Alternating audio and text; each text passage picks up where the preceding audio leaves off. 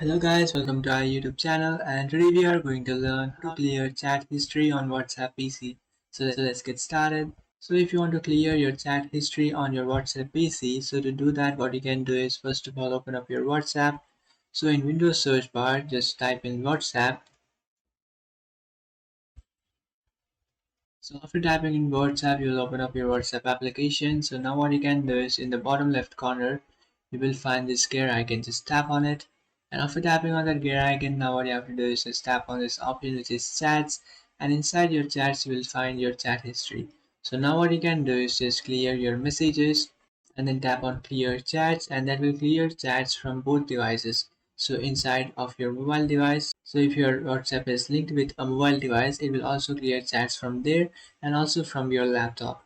So just tap on clear chat and that will clear your chat, and you can also tap on delete all chats and that will delete all the chats from your WhatsApp. So that's it guys, this is how to clear chat history on WhatsApp. If you find this video helpful, don't forget to like and subscribe to our channel.